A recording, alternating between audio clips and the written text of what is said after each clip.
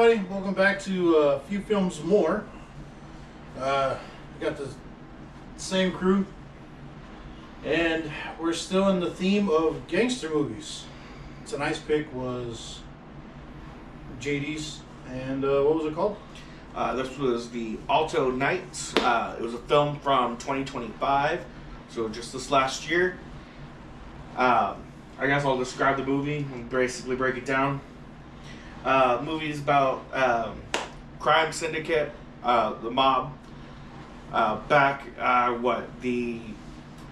It touches before World War II, but it really focuses on everything that happens after World War II.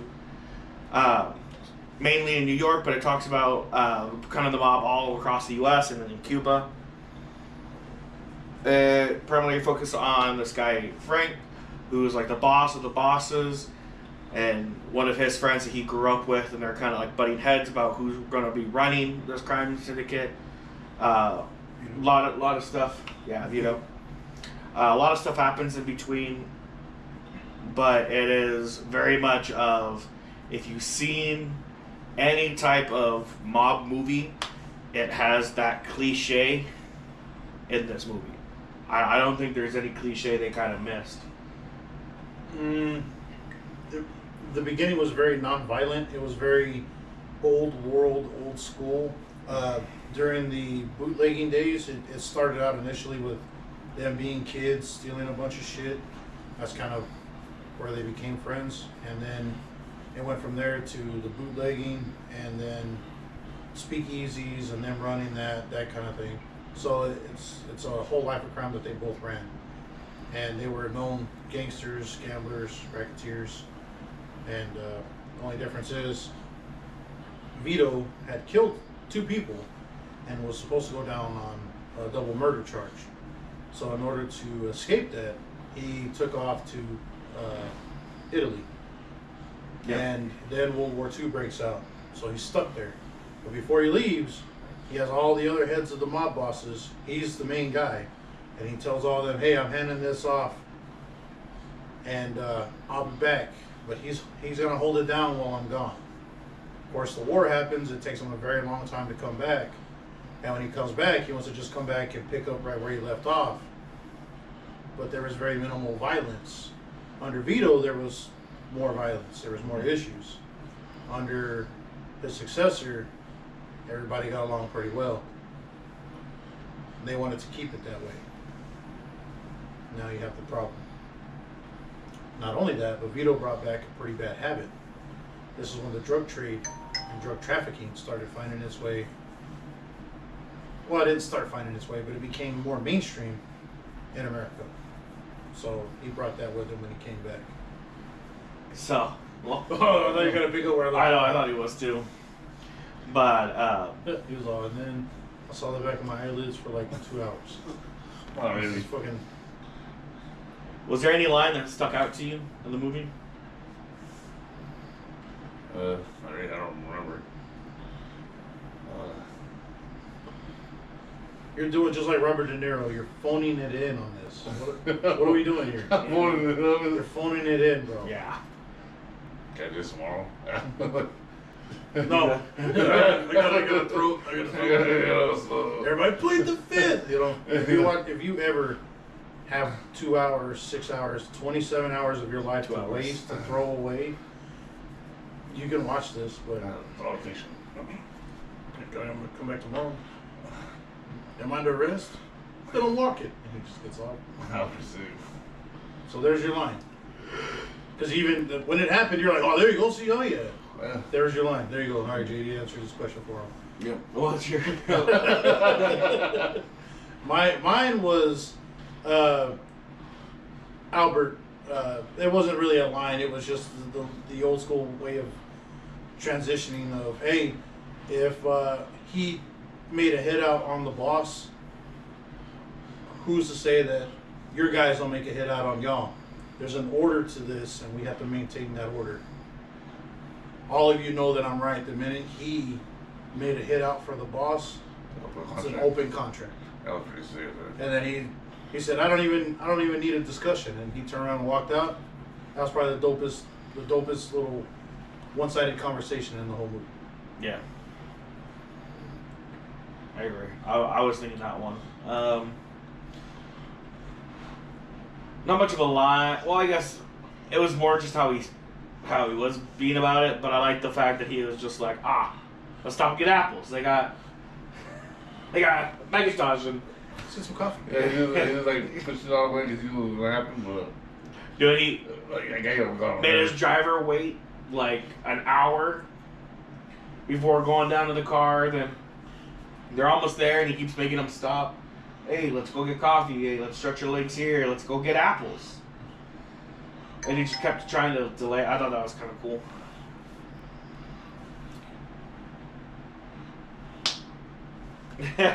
Just shaking your head. What? I was go ahead. All right. Well, I don't think this is one of my favorite movies. I put it pretty far down on my list. Okay. All right. So, question: I don't know. what did you guys think about the classic cars? At least we got to see some. I love the classic cars. I would love one of those old 50s trucks, but I also wouldn't mind having one of those old Cadillacs. Classics. Dude, Technically, just how wide and how long they are. The leather backing of the seat where you get your folding tray tables and everything. technically they're antiques now, but I still call them classics because back when vehicles had souls, we've had this conversation a bunch of times. Yeah. But A it's lot. just a solid fucking lineup of old vehicles. I thought it was nice. The speakeasies, the little nightclubs, all of that. It was not very gratuitous. It was very just kind of in passing. I think the setting was 1950s, pretty solid. 40s before that, pretty solid. I thought everything was, at least from what we've read about in old movies we've seen, it's in the same vein. Before we just start shitting all over this, I just want to make sure there are some positives. Yeah, I agree. I think the setting, the music, the costuming, I think the production of the movie was pretty spot on. I think what it lacked the acting capacity, and I think it also lacked the dialogue, because I don't know even a good actor could have made this dialogue work. I feel like, this is just my opinion here, and I don't normally go off of feelings, but it's my opinion that Robert De Niro, I said this, I go, fucking phoned it in. Biggest fucking turd in the toilet. Oh, we also forgot to mention, he plays 2 roles in this movie. Doesn't matter. He played him and his best friend. He could have done all the roles. It doesn't matter. Which also, I want to comment on this. You know what else came out in 2025 that we watched? Sinners. Another movie where an actor played his best friend. His brother. Cousin. Whatever. His brother. His brother, right? Yeah, brother. His twin brother. Oh, okay. But his best friend. Okay.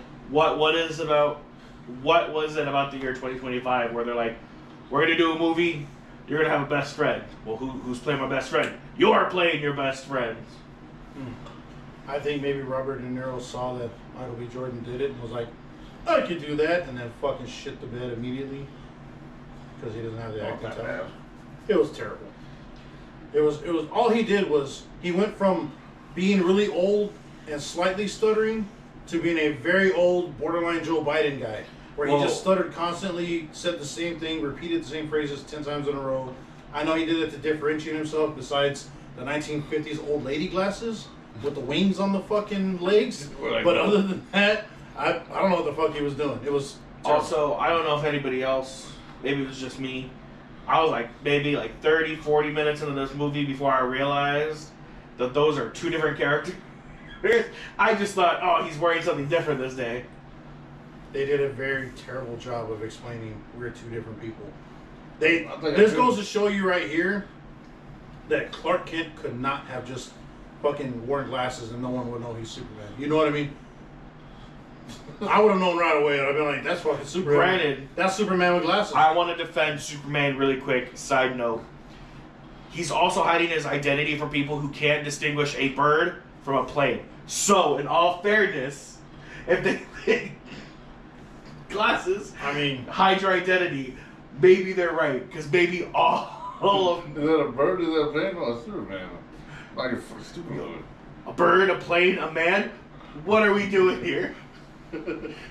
I don't like what you said, but I don't disagree with what you said either. And who's reporting on this? People from the Daily Planet. Clark Kent, we're looking at you. I don't like this. No, but I'm just saying. Yeah, no, I don't like that you're correct in this. You're technically not wrong. Clip it. Yeah, you're technically not wrong. Today, JD was right. We've had this conversation. So before De Niro shit the bed constantly the entire thing, let me sum this movie up real quick, right? Before we give our ratings, because there's really nothing else to talk about. Yeah. It's like a little documentary. Picture this, all right? Peter Jackson's like, hey, I want to film, because this is going to take fucking forever. Honestly, I don't think it took forever. I just think he dragged the monologue out so much it took, because how the way he talked dragged the movie. I felt if it was anybody else, like let's say put DiCaprio in that role, like almost like a Wolf of Wall Street, it would have had a better, faster pace, and it would have been more smooth. This, he was very drawn out. Because it's De Niro and he's got to soak up as much limelight as possible because he sucks. That's all there is to it. I'm not taking it back. I refuse to apologize. I'm just saying, dude fucking sucks. So, in this movie, he also fucking sucked. Yep. There's a lot of other movies he phoned it in on, like this one, to get a paycheck. Not arguing. So, before anybody... Alright, just forget about the old gangster movies he was in. This one, terrible. So just because his name, don't think he's going to be good. This is essentially, Peter Jackson's like, alright, I want to film a History Channel special, but we're going to get an old world gangster name to read it off. And everyone down the book said, fuck you, we're not doing it. Except Robert De Niro, because he's just like, I have nothing else going on in my career, and I can still kind of read. I'm not truly convinced that they didn't just AI his voice in this shit, because I don't want to watch it again, and I don't care enough to watch it again. But that might have been what happened. If you had to pick one old actor to come in to replace him, oh, dude, it's a fucking... Because honestly, I could throw a rock. Where do I start though? I'm gonna just airball this one, and I totally think he could have done it. I think Clint Eastwood could have came in, played a gangster. I think he could have done it even at his age. I think he would have had more control over the scene than De Niro in this. My guy, Albert, his right-hand man, had more acting in this movie, more control of his scenes than this fucking piece of shit that was supposed to be the main guy. Fucking sucked. Mm-hmm. I was like, cool, Albert's a man with balls. This is pretty good, I don't know, little section. The other really old man that barely knew what the fuck was going on. The guy looked like fucking Skeletor. Oh my god, I don't know his name and I don't care, but that fuck... The dude from Everybody Loves Raymond, he had more fucking monster energy than... And all he did was just store... I can't think of his name, but he's Raymond's brother in Everybody Loves Raymond. Oh. You know, nobody cares. That guy, you know, all I heard is that nobody loves him, so it's fine. This is essentially that. This is fucking Peter Jackson making a History Channel special where they get Robert De Niro's AI voice to read it, and then they get him to move around, and that's pretty much it. Oh, they make his nose super longer for some reason, and everyone's just as stereotypical as can be. That's literally Jewish Italians is what it was. That's literally all it is, and nothing happens. You could read a history book and glean the exact same amount of information in like a third of the time. You probably read the entire thing in like 20 minutes, but oh, okay, I get it. That's it. It's fucking it. What do you rate it? 2. Out of 5? Yeah. Damn, man, that's pretty fucking high. I actually think that part when he got shot in the head was pretty badass and walked out the same fucking day. Most people would have been there for like 3 weeks. It was a 32 caliber. But still. It's like a 22 is more dangerous than a 32. I see people who get fucking shot with a sleep shot and go fucking stay in there for like 3 weeks. What people are you looking at? Yeah, fucking piece of shits. Well, I mean... Well, did they curve the bullet? Yeah, they were doing wanted moves before wanted was a thing. Not only that, but that motherfucker's neck grew like 4 different fucking links. No, I don't know what that. I thought he was wearing a neck When brace. you do time in jail, your neck grows itself with It scars. was like half frog. I don't know what's going on. That one guy that actually shot him in the movie. Oh yeah. Whenever he took him to trial, his fucking neck was just like. I thought that motherfucker wearing a neck. Even later in the movie when he was driving, his neck was like way I out thought here. that motherfucker wearing a neck brace. He's always like fucking always sensed up. He's one of those guys that always like the. Not only that, bro, he literally wanted to cry really hard. Yeah, They made fun of him. I thought that was kind of funny. He was right about the Mormons. Throwing that out there. I was like, wait a second. And they would go off on these stupid ass tangents for no reason. It was supposed to be banter between them. Terrible idea. The trees. I will tell you. All these trees, no people. Can you believe the air? The trees and no people. You know, that's the dialogue. Should you change your favorite line? Is that your favorite line? Look at all these trees. Look at all these trees out here. Yeah. Trees everywhere as far as you can see, but no people. That's pretty nice air. It's fresh air, you know, but just not a lot of people. Because of the trees. And I was like, I guess you He's have over here fucking driving the Lorax dog. If you've got nothing else to say, bro, just don't say anything. There's something you can do. It's called shutting the fuck up. You don't have to say anything in a scene to make it powerful. Go back to a better movie like The Godfather. There's lots of scenes where they're just completely silent. Watch Goodfellas. There are moments of silence that are tense as fuck. Watch Reservoir Dogs. That's not really a super big gang movie or mafia movie, but watch it. There are moments of silence. Pretty good. I rate this motherfucker a 1 because the cars and the atmosphere, okay, not atmosphere, the setting and the cars were great. They're the only actors that I believed in this whole thing. Everything else, garbage. Oh, and Albert, because Albert had a set of balls. He was like, fuck this guy. And that's it. That's fucking it. Fuck this movie. For the same reason as why I'm giving it a 2. I think it deserves a little bit more because, again, you can't. You could have the best actors in the world, but I think the set, the costuming, the music, the production does do a big part of the lifting. So for that reason, I'm giving it a 2. That's it. Fuck this movie. Anything else y'all need to add about how much this sucked? I still can't believe y'all gave it a fucking 2. A few feels more.